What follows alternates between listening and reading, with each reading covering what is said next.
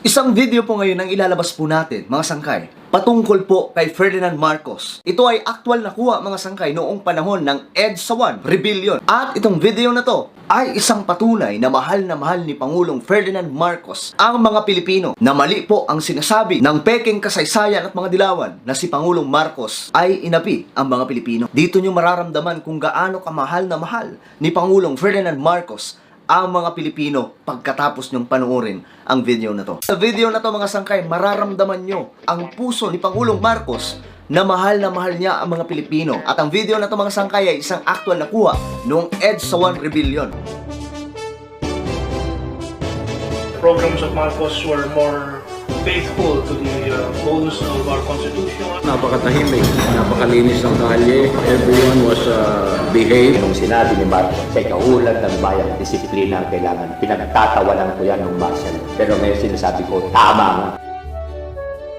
Ako po ipakita ang video ni Pangulong Marcos na kung saan nagpapatunay na mahal niya po ang mga Pilipino. Balikan muna natin ang istorya ng EDSA 1 Rebellion na nagpabagsak sa Republika ng Pilipinas, na dating isang mayamang bansa na kinikilala po ng buong mundo noon na isang matatag at progresibong bansa sa buong Asia at isa sa mayamang bansa sa buong mundo sa pamumuno po ni Ferdinand Marcos. Maganda ng panahon noon. Nakita mo naman, ang isda noon 15 sentimos isang tumpo.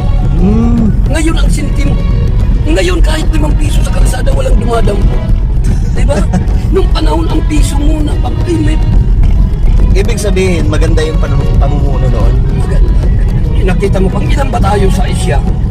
Diba mas mayaman pa tayo sa Japan nung panahon na yun? Ngayon tayo ang pinakakulilat. Papaano nga ba naging matagumpay ang EDSA 1? Nagsimula ito, mga sangkay, sa propaganda. Mga black propaganda na binato sa pamamahala ni Pangulong Ferdinand Marcos. Isa sa mga propaganda noon ng mga dilawan, si Pangulong Ferdinand Marcos daw ay hindi na sinusuportahan ng taong bayan. Noon, mga sangkay, madali po makapanguto ang black propaganda. Dahil nga po hindi katulad sa panahon natin ngayon na may social media. Kaya naman, mga sangkay, medyo naging matagumpay po ito dito lang po sa Metro Manila, hindi po sa mga area ng mga probinsya. Nagkaroon po ng snap election noong 1986. Ang snap election, mga sangkay, ay si Pangulong Marcos mismo ang nagdesisyon na magkaroon ng eleksyon kahit hindi naman pa dapat, dahil hindi pa tapos ang term niya noong panahong yon. Pero dahil nga po sa mga black propaganda ng mga dilawan na sinasabi nila na inaayawan na si Pangulong Marcos ng mga tao, ang ginawa ni Ferdinand Marcos, nagpatawag po siya ng snap election. Ganun po kabuti ang ating lolo na si Ferdinand Marcos. Naging mainit ang laban, mga sangkay, at pagkatapos ng snap election, itinanghal ng COMELEC na panalo si Ferdinand Marcos. Ngunit, mga sangkay, sa pagnanais po talaga ng mga dilawan na makamkam ang kapangyarihan kay Pangulong Ferdinand Marcos, ang ginawa po nila dito, naglabas po sila ng isang peking resulta mula po sa NAMTRED at pinalabas nila doon ang isang malaking black propaganda na nandaya po si Ferdinand E. Marcos.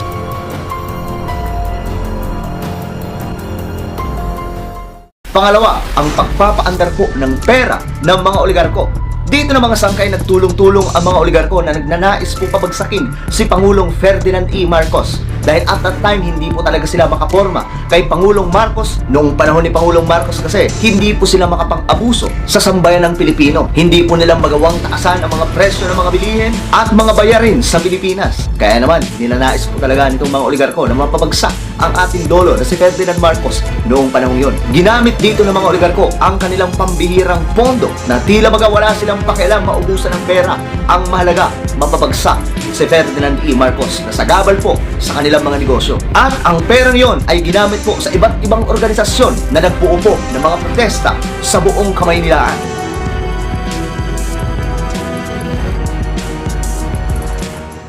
Pangatlo, mga sangkay, nagtraidor po ang dalawang pinagkakatiwalaan ni Ferdinand E. Marcos, ang nooy Defense Minister na si Juan Ponce Enrile at ang General na si Ramos. Ang dalawang to, mga sangkay, ay may malalim na layunin, kagaya na lamang po ng malalim na pangarap po ni Ramos na maging Pangulo ng Pilipinas, na talagang namang nangyari nung matapos po ang panunungkulan ni Corazon Aquino. Subalit si Juan Ponce Enrile ay nagbalik loob sa mga Marcos at isiniwalat ang maraming kalokohan ng mga dilawan matapos mapabagsak ang rehimeng Marcos. Samantalang itong si Ramos ay nanatiling traidor at niyakap po ang pagiging Judas.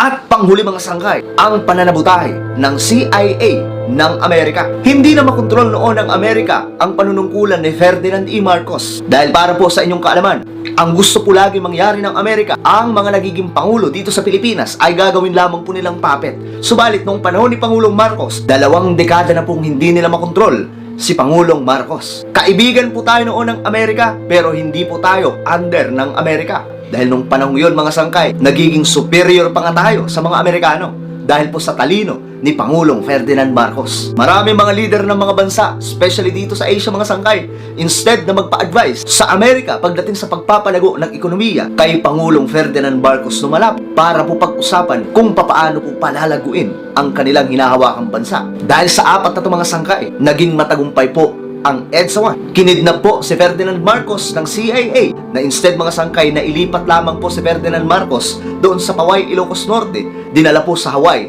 para po makontrol ni Corazon Aquino at nila Ramos ang Pilipinas hanggang sa hindi na po nakabalik si Pangulong Ferdinand Marcos na nagsimula na rin po ang pambababoy ng mga dilawan sa ating bayan. Noong panahon yun mga sangkay, malakas pa naman talaga ang puwersa ni Pangulong Ferdinand Marcos. Kaya nga dapat ang mangyayari, habang nangyayari po ang EDSA Rebellion dito sa Metro Manila, pupunta lamang po dapat siya sa Paway, Ilocos Norte na kung saan may Malacanang North. Ngunit dinala po siya ng mga Amerikano sa Hawaii. Bakit nga ba malakas pa ang puwersa noon ni Pangulong Marcos nung nangyayari ang EDSA Rebellion? Karamihan noon sa mga Pilipino mula sa Luzon, Visayas, Mindanao ay suportado pa rin po ang administrasyong Marcos. Dahil ang nangyayari pong EDSA 1 Rebellion ay dito lamang po sa Metro Manila. Kakaunti lamang po kung tutuusin. Mukha lamang po silang marami dahil sa ginagawa ng mainstream media noong panahon yon. Pero kung tutuusin, majority pa rin sa mga Pilipino o nasa 80% pa rin po ng mga Pilipino, suportado ang ating lolo na si Ferdinand E. Marcos, na ang patunay niyan mga sangkay ay ang napakaraming mga Marcos loyalist na hanggang ngayon mga sangkay, sila pa rin ay nag-i-exist.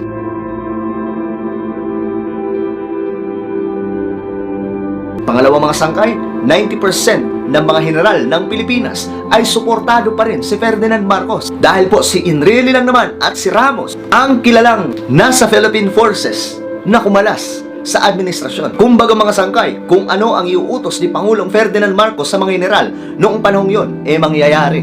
At malamang sa malamang, kung ginawa niya yon, hindi po naging matagumpay ang EDSA 1 Rebellion dahil nga nasa kanya pa rin po panig ang 90% ng mga general. Ayon nga po kay former Senator Gringo Honasan, noong panahong yun na nasa EDSA siya, dahil isa nga po siya sa bata ni Enrile noon, kinakabahan po siya dahil pwede po silang salakayin ng sangkatutak ng mga sundalo ng ating gobyerno noon. So ibig sabihin mga sangkay, pwedeng itaboy ni Pangulong Marcos at gamitan ng puwersang militar ang mga nagrarally, ang mga nagpoprotesta, mga nagre-rebelde sa EDSA 1. Pero hindi niya po ginawa. At dito mga sangkay, sa ipapakita kong video, dito natin mapapatunayan, mararamdaman mo na ang puso ni Pangulong Ferdinand Marcos ay para po sa mga Pilipino. Na ipakita niya po dito sa mismong EDSA 1 na ang pagmamahal niya po sa bayan at sa sambayanang Pilipino ay totoo. Panoorin niyo po ang video na to.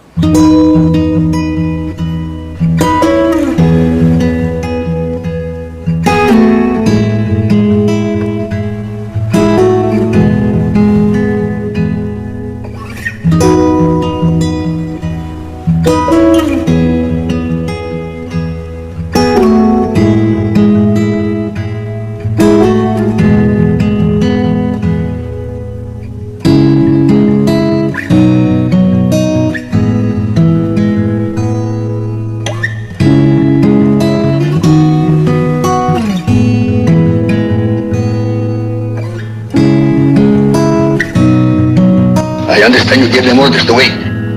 I told them to wait because There are many civilians near our troops, and we cannot keep on withdrawing. They asked us to withdraw yesterday. When I talked to Mr. Enrile, he said you talk to you, we withdraw disperse. later. My order is to disperse We the cannot withdraw all crowd the time, Mr. President. without shooting them. No, hold on. You disperse the crowd without shooting them. You disperse the crowd without shooting them. So grabe lang mga sangkay, dapat pwede nilang atakihin ng puwersahan ang mga tao sa EDSA noong panahon yun. Pero anong nangyari?